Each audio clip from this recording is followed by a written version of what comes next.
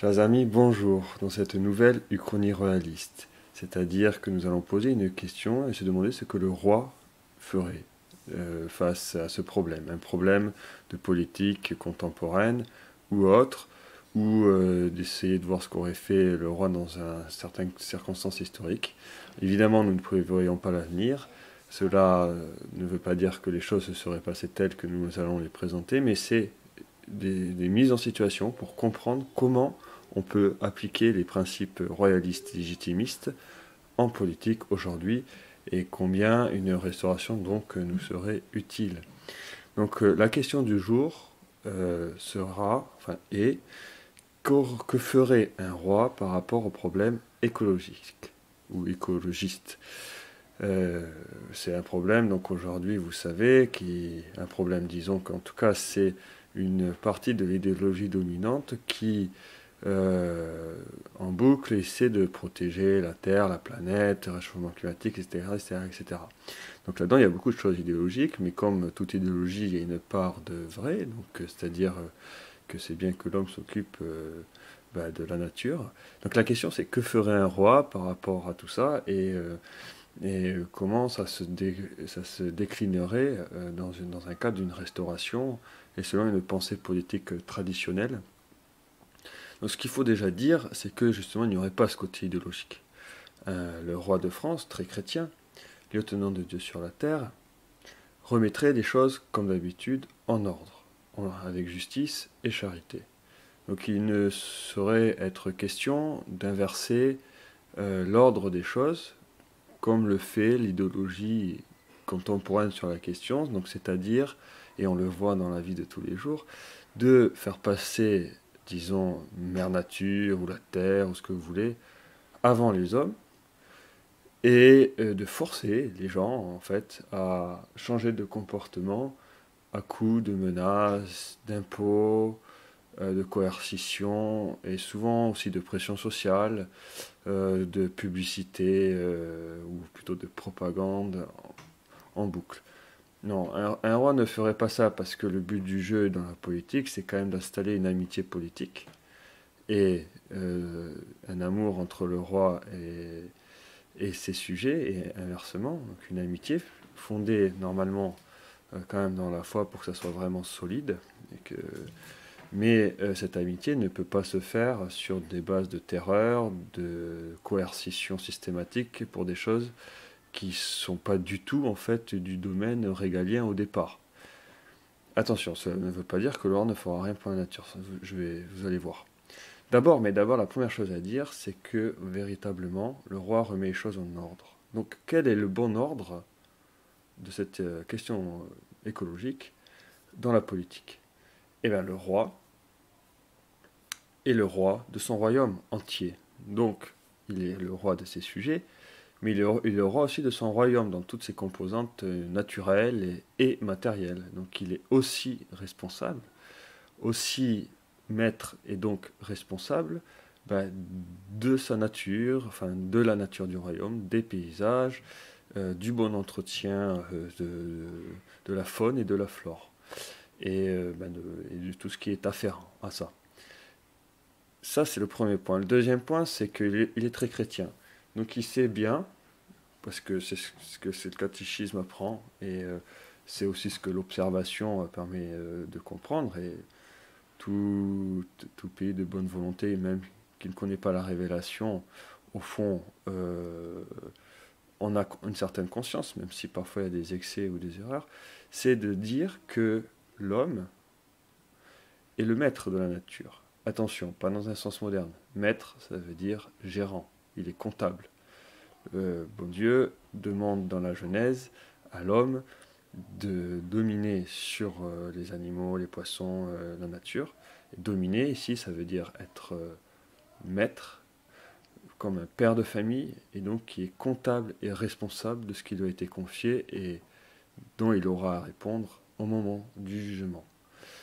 Donc ça change complètement l'optique, on n'est pas du tout dans l'optique moderne qui justement inverse complètement cette compréhension classique de la Bible, qui en fait contredit frontalement le catéchisme catholique et qui dit que maître, ça veut dire on peut user et abuser de ce qu'on domine, ce qui va aboutir d'ailleurs sur le principe, le droit de propriété moderne et contemporain, qui est aussi contre l'idée traditionnelle de ce que pouvait être la propriété auparavant, qui avait en fait la même, ce que je viens de dire, expliquer avant, c'est-à-dire que être maître traditionnellement, ça veut dire être responsable de ce qu'on a, ce qui nous est confié, c'est-à-dire qu'on est avant tout un vicaire, euh, on est comptable, on est gérant au nom de Dieu, parce que c'est Dieu qui nous a confié telle ou telle chose, les enfants pour un père de famille, ce qu'on possède pour ce qu'on possède, et pour un roi, c'est encore plus important, puisque c'est non seulement le royaume dans ses composantes humaines, mais aussi matérielles, et pour le bien commun de tout. Donc, le roi a cet ordre-là, et il va agir en fonction de cet ordre pour protéger cet ordre, et donc pour protéger le bien commun, et s'occuper donc de son royaume en entier, dont la nature. D'ailleurs, on peut le voir dans nos paysages, puisque la plupart de nos paysages, de nos campagnes qui sont si beaux et enviés, qui sont admirés par encore beaucoup de personnes sur la planète, sont en fait essentiellement issus de plus de 1000 ans, 1500 ans de travail de nos ancêtres qui justement respectaient la nature à sa place et a façonné, a pris soin et façonné ces paysages, ces bâtiments dans une sagesse euh, naturelle et surnaturelle, et qui savait que la nature euh, nous est confiée, que le centre de la création terrestre, ça reste l'homme pour son salut, et que la nature, il faut en prendre deux fois soin, d'une part parce que ça nous a été confié, donc on en aura à rendre compte, et d'autre part parce que c'est l'occasion magnifique de mieux connaître le Créateur en admirant sa création et en travaillant sur sa création, puisque si elle nous a été confiée, c'est pour qu'on en prenne soin et donc qu'on y travaille. C'est pas juste la laisser aller comme dans une réserve, je sais pas, naturelle où on ne toucherait à rien. Non, il y a chaque chose dans son ordre. On a du travail à faire sur cette création. Et l'agriculture, le verger, tout ce que vous voulez, tout ça, ça reflète ça. Bon. Donc il y a cet ordre. Et le roi, donc concrètement, que ferait-il? Que ferait-il pour aller contre les excès du capitalisme ou les excès contemporains par rapport à l'abus qui est réel, ou les excès qui sont réels par rapport à la nature, c'est-à-dire le gaspillage, les destructions, etc. Alors tout de suite, disons que le roi est à sa place, il ne se prend pas pour Dieu, donc il sait très bien que d'une part, si c'est l'homme qui exagère trop, c'est la nature qui se vengera sur l'homme quelque part. Hein, quand on fait des choses contre nature, il y a des conséquences, et que c'est pas nous qui allons détruire la nature, c'est la nature qui nous détruira si on n'en prend pas soin. Quelque chose comme ça. Nous ne sommes pas Dieu. Le roi le sait très bien. Nous sommes juste des hommes avec un certain pouvoir mais limité. Donc déjà, ça ne serait pas cette chose un peu absolue qu'on aurait dans cette idéologie. Ça permet de déstresser un petit peu quand même, de dire, ah tiens, on pourrait détruire la nature, la terre ou ce qu'on veut. Non, c'est ce qu'on pourrait détruire, c'est surtout s'auto-détruire. Hein, voilà. En tout cas, se faire très mal.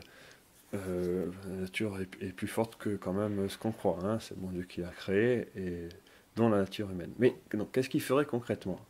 Eh ben, il serait complètement dans une optique traditionnelle, donc il n'irait pas du tout dans ce que fait la République aujourd'hui et les États modernes, qui est de obliger, pour des raisons morales inventées, et à coup de lois positives et de choses comme ça. Non, ce que ferait le roi serait de, premièrement, appliquer la subsidiarité. C'est-à-dire que pour tout ce qui est, c'est pas, il est responsable de ce qui se passe dans son royaume, mais en même temps, il responsabilise chacun. C'est-à-dire que pour tout ce qui est local, et donc le soin de la nature, c'est d'abord local, c'est d'abord les villages, c'est d'abord les gens dans leur jardin, c'est d'abord les quartiers, c'est d'abord les paroisses, de mettre en place une subsidiarité pour que chacun gère à son niveau, dans cette même optique ordonnée selon la loi naturelle et la révélation chrétienne, son petit carré de nature. Et puis la deuxième chose, et ça c'est de longue haleine, mais ça peut se faire, en fait ça se réglerait par la pratique de la vertu. Une pratique de la vertu qui ne serait pas forcée, évidemment, qui serait montrée, conseillée, et qui se cristalliserait par la foi chrétienne du roi et l'encouragement à appliquer cette foi chrétienne pour les gens. Parce que quelle est la vraie solution à ce problème écologique? C'est en fait la modération et la tempérance. C'est la frugalité. C'est-à-dire que les causes des excès et des destructions que nous avons aujourd'hui, c'est typiquement les causes de la révolution philosophique qui ont des conséquences matérielles.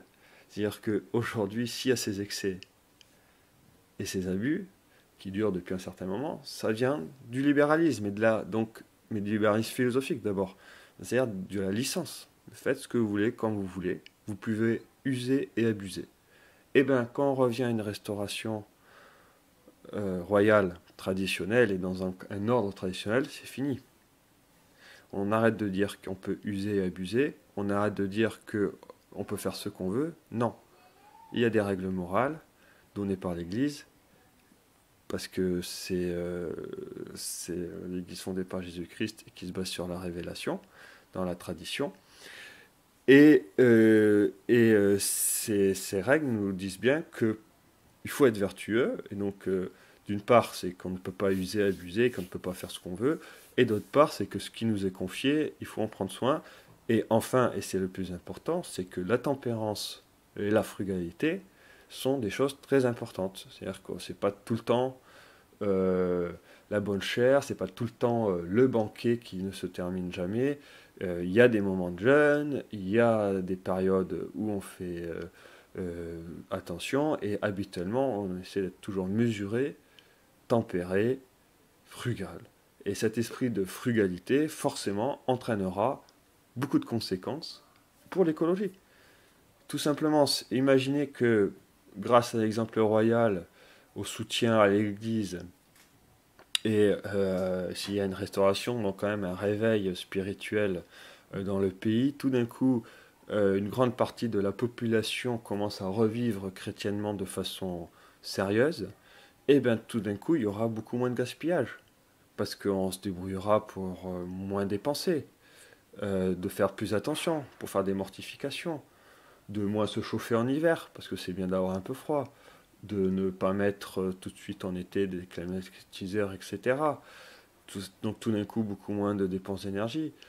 Pareil pour tout ce qui est l'usage local des choses. C'est naturel de manger localement. Et quand on est dans cette optique de frugalité, de tempérance pour la vertu, sans tomber dans le côté... c'est-à-dire que les jours de fête, c'est la fête, mais on fait la fête proprement. On ne fait pas la fête comme des pochetrons ou je ne sais quoi. Et dans la joie. Le but du jeu, c'est pas d'être dans la décroissance. Le but du jeu, c'est de vivre vertueusement. Et pour vivre vertueusement, par définition, au bout d'un moment, il faut aussi cultiver l'esprit de frugalité, l'esprit de modération, l'esprit de tempérance, qui a pour conséquence de réduire les dépenses inutiles, de réduire les gaspillages absurdes, de faire venir des choses de très loin, etc. De prendre soin par charité de ce qu'il y a à côté de chez nous, donc les producteurs locaux, de faire son potager dans son jardin, etc., etc., etc. Donc, au fond, la restauration, le roi, permettrait de s'occuper très bien de notre nature et de régler ce problème écologique, non pas à coup de massues, de lois positives et de choses coercitives, mais par l'exemple et le renouveau de la foi chrétienne. Et évidemment, le roi, en tant que roi et protecteur du bien commun et source de toute justice dans le royaume, saurait aussi prendre les mesures nécessaires pour encourager à cette frugalité. Et en particulier, on peut imaginer, par exemple, interdisant la publicité. des grands groupes ou des grandes enseignes qui sont des sortes de tentations constantes pour pousser les gens à acheter n'importe quoi et à consommer. On pourrait très bien imaginer que le roi interdise, par exemple, ces encouragements à faire du crédit, des prêts à la consommation, qui mettent des familles ou des individus dans des situations de faillite réelle, dans des endettements pas possibles, tout en encourageant, tout en habituant j'allais dire, au vice de l'intempérance constante, où il faut toujours manger quelque chose, regarder quelque chose, acheter quelque chose, etc., etc. Tout ça, vous voyez, cet esprit de la société dans lequel on est à l'heure actuelle, ça vient directement des principes révolutionnaires. Et si on veut se débarrasser de ça, si on veut protéger la nature, prendre soin des choses, il faut sortir de ces principes révolutionnaires et revenir aux principes royaux et chrétiens. Et naturellement, tout ça, ça disparaîtra par des mesures positives du roi, mais en justice, qui ne seront pas contre les personnes, mais qui seront contre les tentations publiques, les systèmes qui font que les gens sont poussés à être intempérants, à aller dans l'abus, à aller contre la frugalité, contre le respect de la création qui reflète l'ordre divin, contre le devoir des hommes envers la création qui lui a été confiée. Donc tout ça, il pourra lutter contre. D'autre part, il pourra encourager tout l'enseignement qui va autour de ça. D'autre part, il pourra montrer l'exemple pour tout ce que lui, le roi, possède en propre, son domaine royal, et encourager chacun, d'une part, par la subsidiarité dans les corps intermédiaires.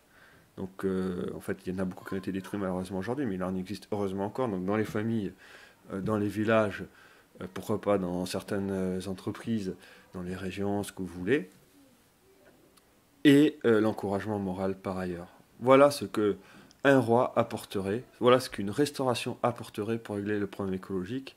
Et c'est certain que toute personne qui aime la nature doit savoir qu'un roi l'aime d'autant plus qu'elle lui est confiée et qu'il aura à répandre devant Dieu, qu'il aime la nature parce qu'il peut admirer habituellement le Créateur dans sa création, et que de tout temps, il suffit de regarder nos paysages, c'est bien le royaume et le roi en France qui a permis que nous ayons un pays aussi beau. Et s'il est aujourd'hui de plus en plus attaqué et détruit, c'est bien du fait de ces principes révolutionnaires de la licence et du libéralisme qui est une licence, et de cette de cette erreur philosophique qui fait croire que être maître, c'est user et abuser.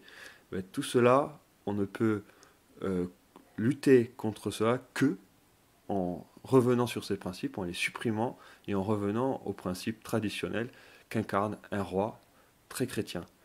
Et toute autre façon de combattre, croire qu'on peut faire quelque chose pour la nature sans passer par une restauration, c'est une illusion qui amène soit à des déceptions et du désespoir, en fait dans tous les cas de désespoir et de désillusion, mais surtout aussi à de la terreur, parce que en fait on exigera de façon artificielle, c'est ce qui est en train de se passer malheureusement de plus en plus, en imposant des choses absurdes, parce que les hommes se prennent pour des dieux, donc ils croient que par mesure et par coercition ils vont pouvoir obtenir ce qu'ils veulent, même si en fait ça marche pas.